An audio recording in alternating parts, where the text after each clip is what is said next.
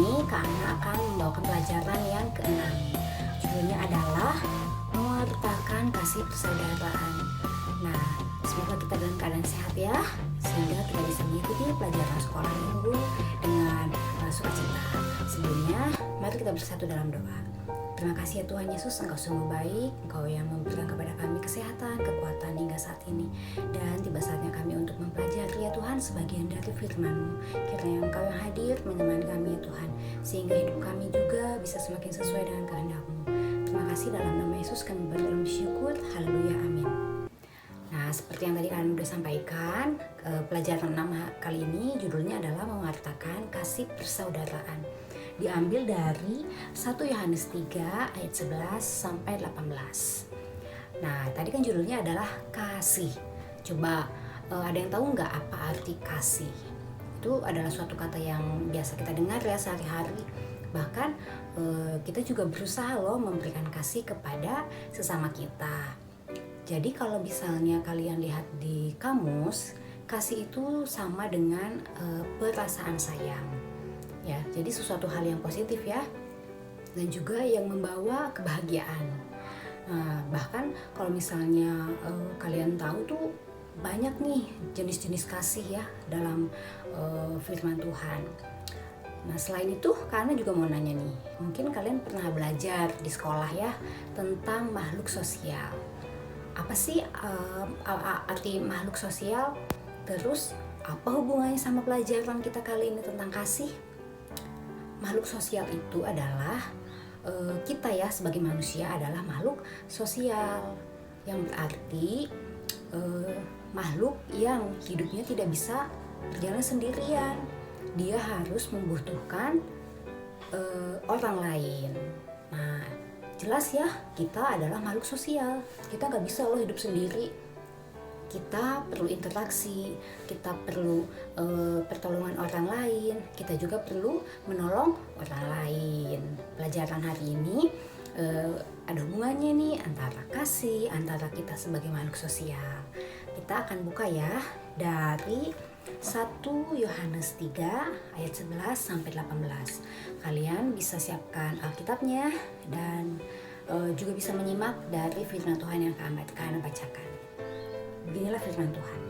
Kasih terhadap saudara sebagai tanda hidup baru. Sebab inilah berita yang telah kamu dengar dari mulanya, yaitu bahwa kita harus saling mengasihi. Bukan seperti Kain yang berasal dari si jahat dan yang membunuh adiknya. Dan apakah sebabnya ia membunuhnya? Sebab segala perbuatannya jahat dan perbuatan adiknya benar. Janganlah kamu heran, saudara-saudara, apabila dunia membenci kamu. Kita tahu bahwa kita sudah berpindah dari maut ke dalam hidup, yaitu karena kita mengasihi saudara kita. Barang siapa tidak mengasihi, ia tetap di dalam maut. Setiap orang yang membenci saudaranya adalah seorang pembunuh manusia. Dan kamu tahu bahwa tidak ada seorang pembunuh yang tetap memiliki hidup yang kekal di dalam dirinya. Demikianlah kita ketahui kasih Kristus, yaitu bahwa ia telah menyerahkan nyawanya untuk kita. Jadi kita pun wajib menyerahkan nyawa kita untuk saudara-saudara kita. Barang siapa mempunyai harta duniawi dan melihat saudaranya menderita kekurangan tetapi menutup pintu hatinya terhadap saudaranya itu, bagaimanakah kasih Allah dapat tetap di dalam dirinya? Anak-anakku, marilah kita mengasihi bukan dengan perkataan atau dengan lidah, tetapi dengan perbuatan dan dalam kebenaran. Nah, itu ya firman Tuhan yang menjadi sumber atau menjadi bahan pelajaran kita hari ini. Jadi, pertama nih Kak Ana ingin tanyakan, kenapa sih kita perlu mempelajari tentang kasih persaudaraan dalam sekolah minggu ini? Pasti ada tujuannya ya. Jadi yang pertama adalah karena perintah kasih ini ada loh di dalam Alkitab. Ajakan mengasihi, himbauan untuk bisa menjadi sumber kasih ada di dalam firman Tuhan yang setiap hari kita baca. Karena akan sampaikan beberapa ayat yang isinya tentang kasih. Ayat pertama tentang perintah mengasihi diambil dari Perjanjian Lama dari Imamat 19 ayat 18 yang isinya, janganlah engkau menuntut balas dan janganlah menaruh dendam terhadap orang-orang sebangsamu, melainkan kasihilah sesamamu manusia seperti dirimu sendiri. Akulah Tuhan. Di sini jelas ya kalau ada perintah kasihilah sesamamu manusia. Ayat selanjutnya tentang perintah mengasihi diambil dari Perjanjian Baru, yaitu dari Yohanes 13 ayat 34. Isinya, aku memberikan perintah baru kepada kamu, yaitu supaya kamu saling mengasihi. Sama seperti aku telah mengasihi kamu, demikian pula kamu harus saling mengasihi. Selanjutnya dari Matius 22 ayat 39. Dan hukum yang kedua yang sama dengan itu ialah kasihilah sesamamu manusia seperti dirimu sendiri. Nah, ayat yang terakhir masih tentang perintah mengasihi diambil dari Matius 5 ayat 44 yang isinya, tetapi aku berkata kepadamu, kasihilah musuhmu dan berdoalah bagi mereka yang menganiaya kamu. Demikianlah ya beberapa firman Tuhan yang berisi mengenai perintah untuk saling mengasihi. Jadi kita lihat lagi nih ayat yang pertama yang 11 tadi menjadi bahan mengapa kita harus mempelajari kasih adalah sebab inilah berita yang telah kamu dengar dari mulanya, yaitu bahwa kita harus saling mengasihi. Tadi kan Kak Ana sudah bacakan nih beberapa firman di ayat yang lain. Nah, di ayat 11 ini juga ada satu kata nih yang menjadi penegasan mengenai mengasihi, yaitu ada kata-kata harus saling mengasihi. Berarti itu suatu hal yang wajib kita lakukan ya, mengenai kasih persaudaraan. Terus apa sih maksud lain mengenai kita harus mempelajari kasih? Karena kasih kepada sesama itu adalah bukti bahwa kita mengasihi Allah. Coba kalian tahu kan kalau misalnya selama ini kita belajar firman Tuhan dari kecil, kita tahu dong kalau Tuhan itu adalah kasih sendiri. Dia adalah Allah yang Maha Kasih. Dia telah memberikan kepada kita semua kehidupan hingga detik ini ya. Bahkan dia rela mengaruniakan anaknya ya. Dia rela untuk mati di kayu salib, menembus dosa-dosa kita semua. Itu adalah bukti bahwa Allah adalah kasih yang sebenarnya, kasih yang luar biasa. Nah, dengan penyertaan Tuhan kepada kita semua sampai detik ini, dengan segala kecukupan yang bisa kita dapatkan, kebahagiaan yang bisa kita terima, apakah kalian mengasihi Tuhan? Nah, itu ada jawabannya di dalam diri kita masing-masing ya.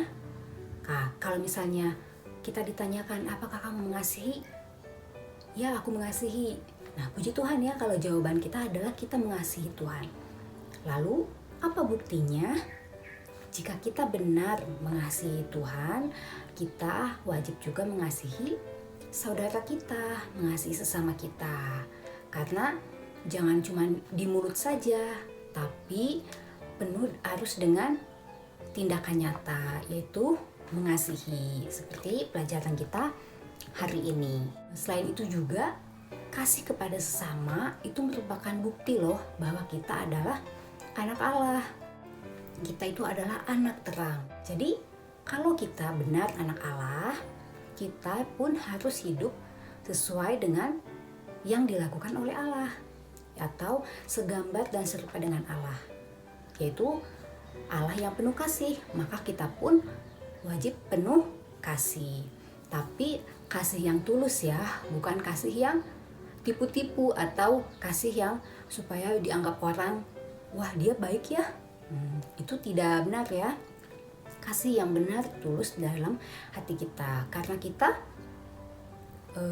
mencintai Allah, maka kita pun harus mengasihi atau mencintai sesama kita atau saudara kita. Kita bukan nih dari 1 Yohanes 3 ayat 14. kita tahu bahwa kita sudah berpindah dari dalam maut ke dalam hidup, yaitu karena kita mengasihi saudara kita. Barang siapa tidak mengasihi, ia tetap di dalam maut. Tadi kan karena sudah ulas ya sedikit mengenai keselamatan yang sudah diberikan oleh Tuhan Allah kepada kita. Sehingga artinya apa? Tadi ayat 1 Yohanes 3 ayat 14 menyampaikan bahwa kita sudah tidak hidup di dalam maut. Nah, kalau misalnya kita tidak mengasihi saudara kita, itu perlu dipertanyakan, apakah kita masih hidup di dalam maut? Kalau iya, wah hati-hati ya. Kita harus mulai memperbaiki diri kita supaya benar keselamatan itu ada di dalam hidup kita dengan cara mengasihi saudara kita. Kita juga mengasihi Allah karena kita sudah mendapatkan keselamatan. Seperti tadi yang dari ayat 1 Yohanes 3 ayat 14 ya. Jangan kebalik, jangan sampai kita melakukan kasih kepada sesama kita melakukan kebaikan supaya kita diselamatkan. Itu kebalik ya. Kita mengasihi Allah karena kita sudah diselamatkan. Bukan kita mengasihi Allah, kita mengasihi saudara supaya kita diselamatkan. Karena keselamatan yang kita dapatkan ini berasal dari kasih karunia Allah, bukan dari usaha kita, bukan dari kebaikan-kebaikan yang kita lakukan. Coba kita buka ya dari Efesus 2 ayat 8 sampai 9. Beginilah firman Tuhan. Sebab karena kasih karunia kamu diselamatkan oleh iman. Itu bukan hasil usahamu, tetapi pemberian Allah.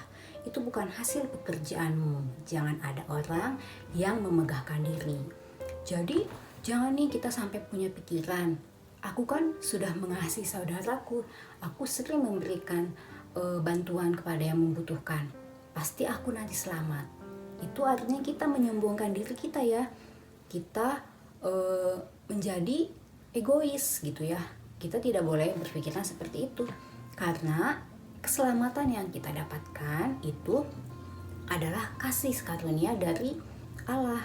Tidak ada sangkut pautnya dengan perbuatan kebaikan yang kita lakukan. Karena apa tadi? Kalau misalnya pola pikirnya kita melakukan kebaikan untuk mendapatkan keselamatan, itu kita menjadi seorang yang tinggi hati, yang sombong. Nah, jadi bagaimana sih kalau misalnya kita tidak melakukan perintah Tuhan tentang kasih yang tadi Kana sampaikan? Kalau kita mengabaikan atau kita menyimpang dari perintah mengasihi, ternyata penyimpangan dari mengasihi saudara itu atau dalam arti membenci saudara itu sudah terjadi loh sejak zaman dahulu kala, sejak zaman manusia pertama, yaitu keturunan dari Adam dan Hawa. Pasti kalian ingat kan cerita tentang anak-anak Adam dan Hawa. Tentang siapa? Tentang Kain dan Habel. Nah, tentang kisah Kain dan Habel juga diulang lagi nih di dalam firman Tuhan kita kali ini, yaitu dari 1 Yohanes 3 ayat 15. Setiap orang yang membenci saudaranya adalah seorang pembunuh manusia. Dan kamu tahu bahwa tidak ada seorang pembunuh yang tetap memiliki hidup yang kekal di dalam dirinya. Nah, tadi ada suatu istilah ya yang menyeramkan nih, sebagai pembunuh. Nah, ternyata ya memang pembunuhan pertama itu dilakukan oleh Kain terhadap adiknya yaitu Habel. Bahkan yang sangat menyeramkan itu saudaranya sendiri loh. Kalau misalnya kalian juga sering mendengar atau tidak sengaja mendengar berita-berita yang ada saat ini, tidak jarang loh kakak menyakiti adiknya atau bahkan membunuh adiknya karena iri hati, atau bahkan ibu membunuh anaknya, anak membunuh ayahnya, dimana sebenarnya mereka adalah saudara dalam suatu keluarga, tapi karena ada perasaan tidak benar ya, itu iri hati atau dendam atau membenci, timbullah suatu aksi yang tadinya di dalam kita lihat melalui mata, iri hati karena melihat saudara kita lebih sukses, iri hati karena melihat mereka lebih bahagia. Lalu di dalam hati ini menjadi timbul dendam. Dari mata turun ke hati menjadi dendam nih. Kemudian iblis berkuasa akan perasaan itu. Kalau kita tidak menyadarinya, perasaan dendam itu akan semakin menggebu-gebu sehingga menghasilkan suatu tindakan nyata, yaitu pembunuhan. Sama nih seperti kisah Kain dan Habel itu, Habel yang tadi Ana sampaikan ya. Juga berita-berita kriminal yang banyak terjadi saat ini. Jadi kalau misalnya tadi di sini disampaikan, setiap orang yang membenci saudaranya adalah seorang pembunuh manusia. Jangan sampai loh kita dicap sebagai pembunuh. Wah itu jangan sampai deh, menyeramkan juga ya. Kita adalah anak Allah, kita adalah anak terang. Jadi harus jauh-jauh nih dari kategori atau istilah pembunuh. Nah, tadi adalah pembahasan mengenai Kain dan Habel yang merupakan suatu kasus atau bukti nyata penyimpangan kasih terhadap saudara, yaitu pembunuhan pertama ya. Lalu kita akan mempelajari nih tentang siapa sih sosok kasih yang sebenarnya, sosok teladan pemberi kasih sebenarnya. Pasti kalian tahu kan jawabannya, yaitu Kristus sendiri. Kenapa? Karena kita akan buka nih dari Yohanes 3 ayat 16. Beginilah firman Tuhan. Karena begitu besar kasih Allah akan dunia ini, sehingga Ia telah mengaruniakan anaknya yang tunggal, supaya setiap orang yang percaya kepadanya tidak binasa, melainkan beroleh hidup yang kekal. Kalian juga pasti udah sering dong dengar ayat ini, bahkan juga menjadi ayat hafalan ya, bisa diucapkan di luar kepala gitu. Karena ini adalah ayat yang sangat-sangat luar biasa, yang menjadi bukti bahwa sungguh besar ya kasih Allah kepada dunia ini, kepada kita semua. Pengorbanan Kristus benar-benar luar biasa ya. Ia membuat tubuhnya dihancurkan oleh cambuk, duri, mahkota, paku, tombak, sampai darahnya bercucuran. Tujuannya apa? Untuk menyelamatkan manusia. Tadi kan Kak udah sampaikan bahwa kita adalah anak Allah. Lalu kita harus segambar dan serupa dengan Allah. Kita juga bisa loh menyelamatkan sesama saudara kita, sesama manusia kita. Nah, cerita tentang orang Samaria yang murah hati di dalam Alkitab juga memberikan kita contoh mengenai kasih terhadap saudara atau sesama. Selamat menyaksikan. A Jewish man was traveling from Jerusalem to Jericho. There were many small hills around the road he was walking, with many rocks lying there. It was a lovely sunny day, and the man was softly singing to himself as he walked along. Suddenly, as he was passing a small hill, some men came running out from behind the hill and charged at him. They took away everything that the man had, even tearing away his clothes. The evil robbers beat up the poor man mercilessly. He was bleeding badly, but they just kicked him even more and left him by the roadside.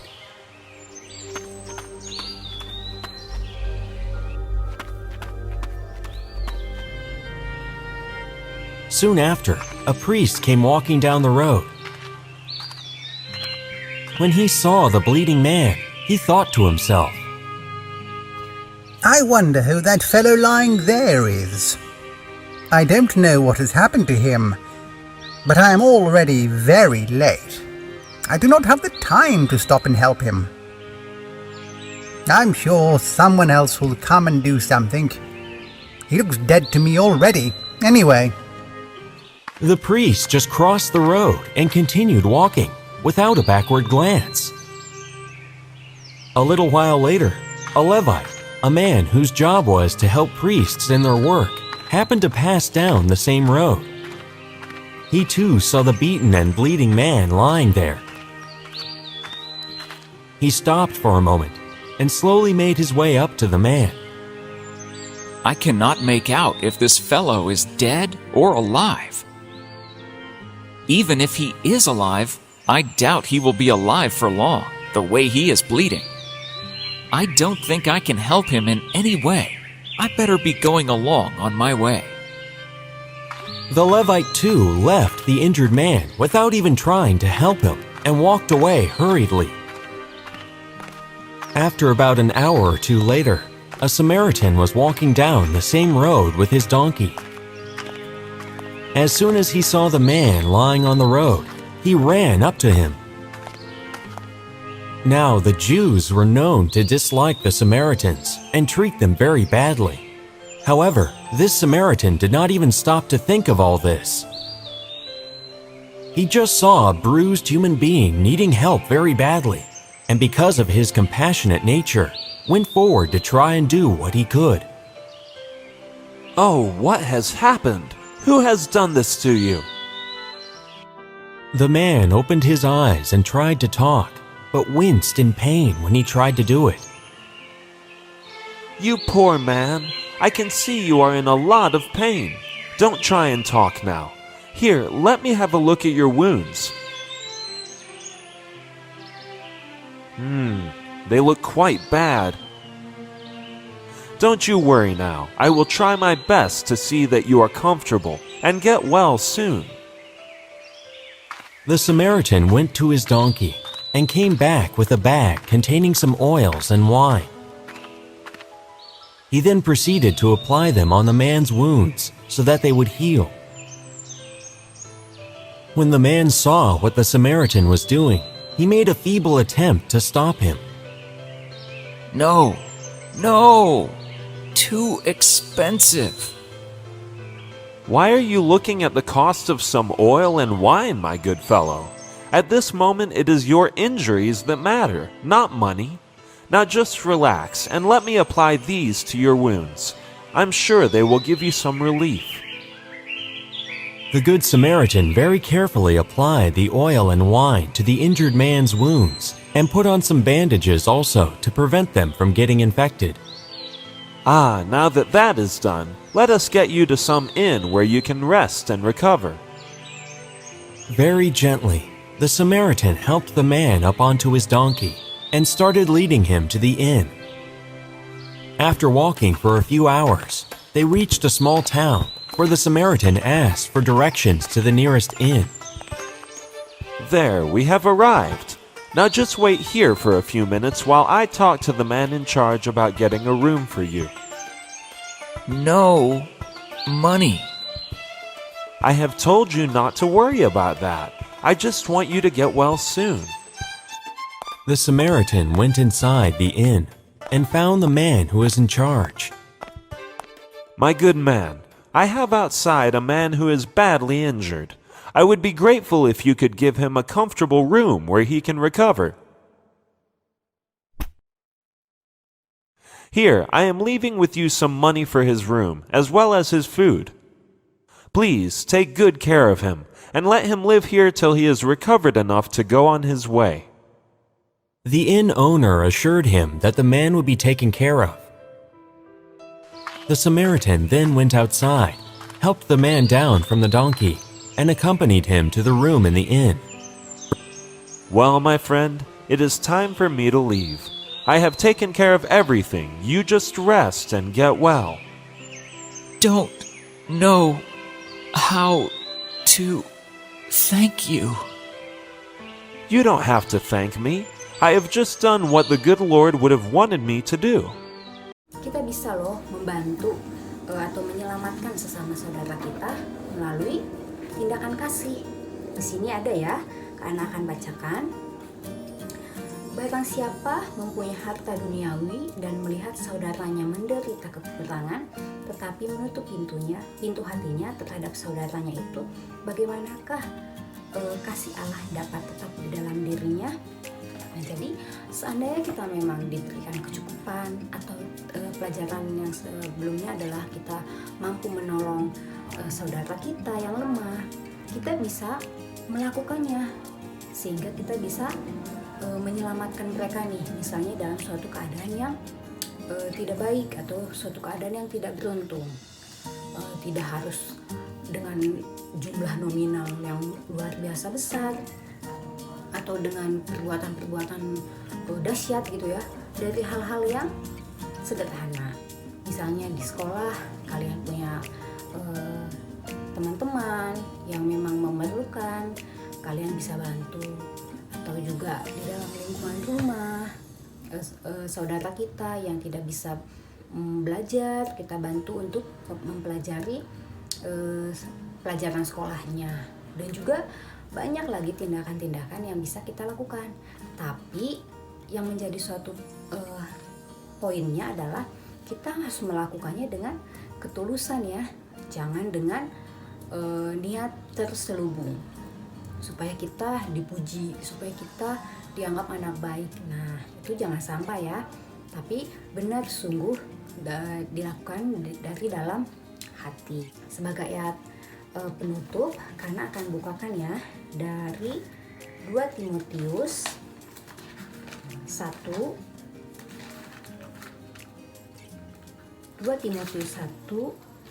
ayat 7. Beginilah firman Tuhan. Sebab Allah memberikan kepada kita bukan roh ketakutan, melainkan roh yang membangkitkan kekuatan, kasih dan ketertiban.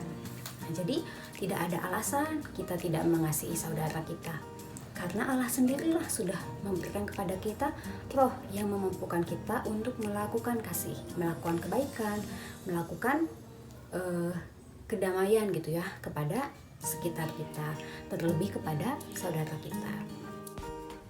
Poin penting lainnya, berbicara tentang kasih juga berbicara soal hati dan Roh Kudus.